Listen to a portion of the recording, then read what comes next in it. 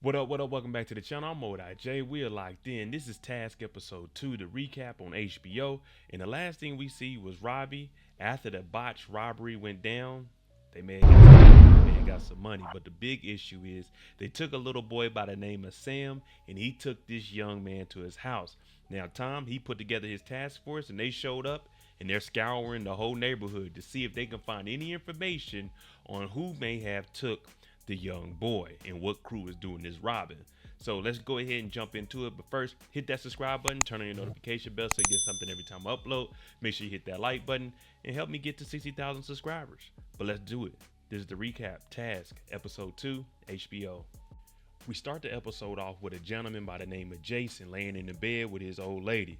Now he gets a phone call, and this phone call is about the dead bodies that was at the house, and also that young Sam is missing.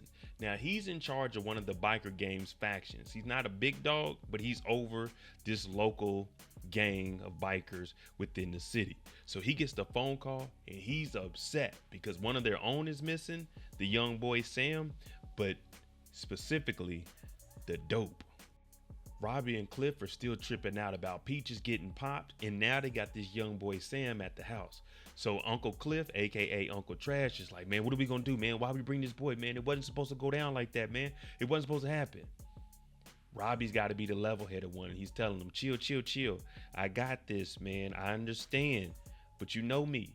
I'm always gonna make sure that we get through whatever we get through. Robbie doesn't have a plan right now, but he knows if he's panicking along with Cliff, then nothing's going to get taken care of.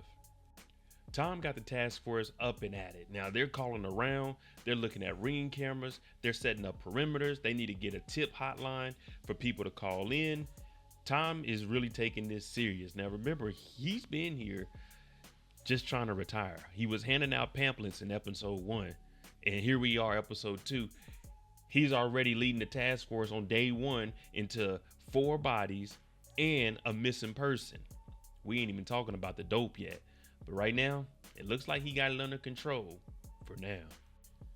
Cliff is still tripping out, and Robbie just told him, I got you. I'm going to get us out this situation.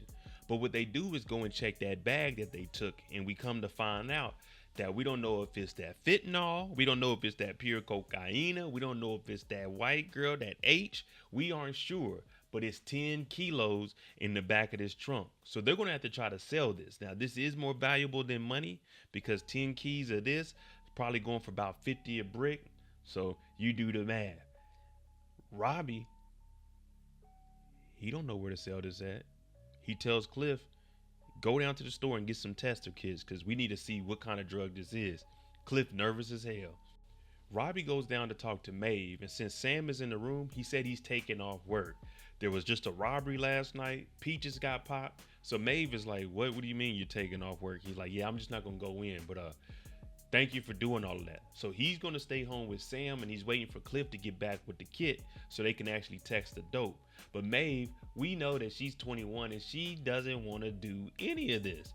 But she's like, all right, because she knows that this family wouldn't function if she was to leave. Tom goes to talk to Peach's fiance. Remember he said he needed to go on this because they're going to get the rings, they're going to get married. Well, he just breaks it to her very plain and simple. Yeah, they didn't kill Peaches. He's gone. Do you know anybody that he was talking to? Do you know any of his workers? Do you know any of his friends? She's like, nah, we met online and we literally just moved in. Now her dad is tripping saying, I told you not to date nobody. I told you not to be involved with them. And this goes for any community. If a person's name is Peaches, specifically a man, then you really can't trust them. They're into some shady business. Think about it. How many guys do you know by the name of Peaches? My point exactly. None. Sam is at the house. Robbie isn't sick, so he's taking care of the kid. The kid wanted pancakes. Now, he's letting this kid believe that he is a friend of his father. So the kid is just sitting here like, oh, okay. Oh, you got chickens? Can I go out there? He's like, yeah, let me make this breakfast for you. So Robbie actually tells this young man his name. He should have made up a name or something.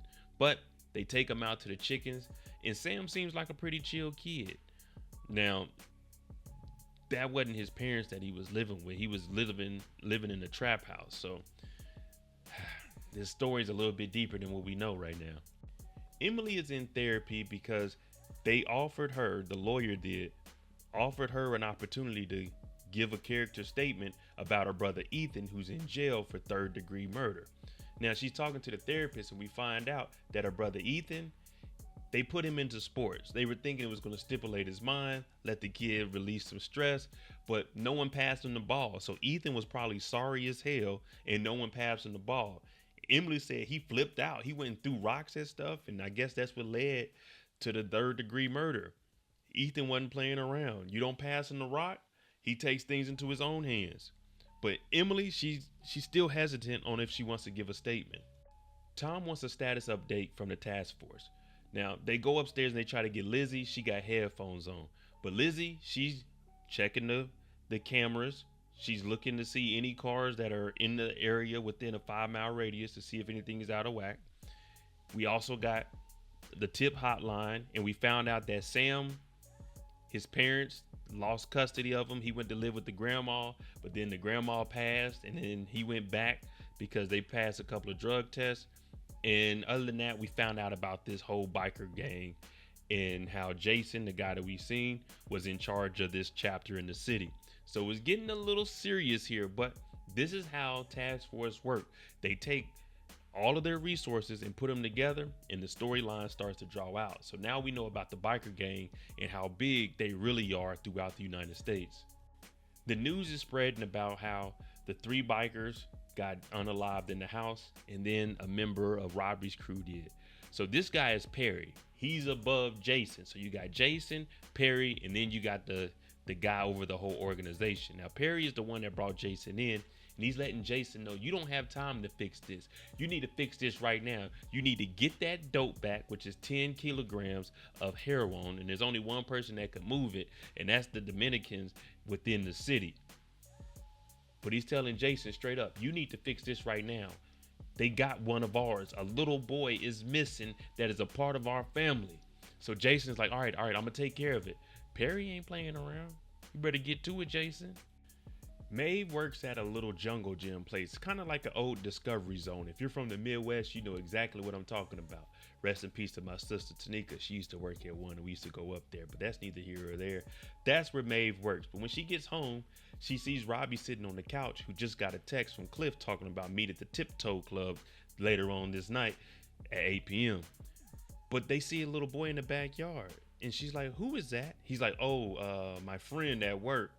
He had to leave for a while, so he left the kid Sam with me. She's like, you need to get better friends, because if they left a kid with you, unacceptable.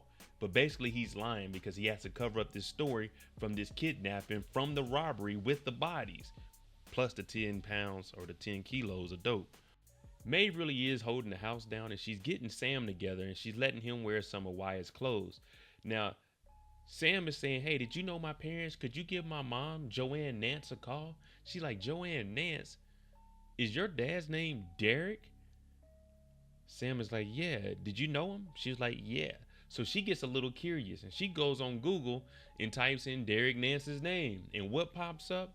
A missing boy by the name of Sam Nance. Now remember, Sam was with his parents. They lost him because they were on drugs. Moved in with the grandma. They passed a couple drug tests and got the boy back. Yeah, so now she knows that Sam is a missing person. Cliff and Robbie, they meet up. Cliff is still nervous. He's like, man, that's 10 pounds of heroin. We don't know where we can move it. What about the boy? Robbie's like, calm down. I got it, man. Look, we just need to move that product, and then everything will be all right. We'll make some money off of it, get some money in our pocket. Then we'll, we can relax a little bit, and then we'll figure out what to do with Sam. Don't worry about that. The waitress comes over and she's asking, do they want some more? I think potato wedges or something like that. Cliff is like, yeah. Because he's nervous. That nervous eat, that anxiety. Robbie's like, nah. But he gets up and they leave because we can't be sitting around talking about this stuff out in public like this, man. We got to go. Now we get more of the backstory of Tom. Now, Tom used to be a priest before he joined the FBI through Caitlin. He adopted Emily and Ethan, who's on trial for third-degree murder. He ain't on trial. He was found guilty. And then his other daughter, Sarah, comes in, his biological daughter. Now, she's upset because Ethan actually killed his adopted mother, Tom's wife. So Sarah doesn't want Emily to give a witness statement because he killed her biological father. And Emily's like, that's my mother too, even though she was adopted. That's who raised her. But Sarah gets mad, Emily leaves, and Tom is just like, damn, I gotta figure this out.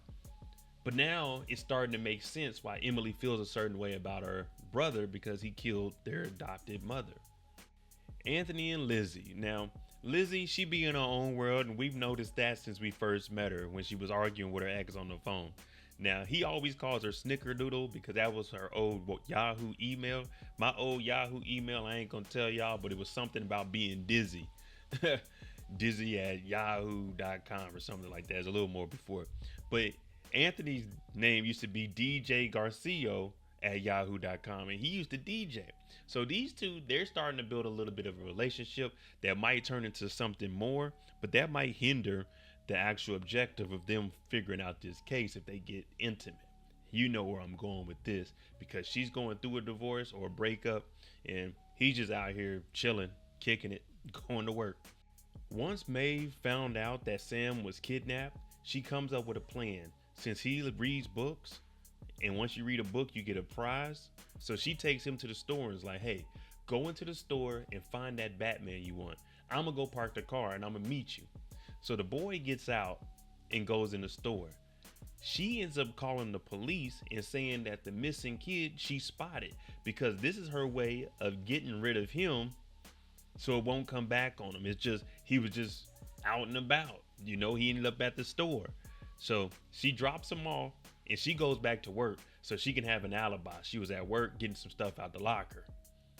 The only problem is the police surround the whole store. She comes back outside, hops in the car, and she's watching. And then all she hears is, hey, where were you?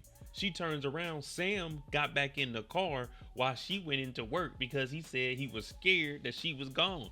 So now the police have everything surrounded and they have checkpoints leaving the store. So all of the exits and even the parking lot. So Sam, he didn't stay in the store. He was scared and went back to the car while she was in work. So it just all backfired because now she has to go through a checkpoint. They stopped Maeve at the exit. She already told Sam to get in the trunk. So now she has to stall and say, oh, well, yeah, I just got off work. I'm the manager over at the play place.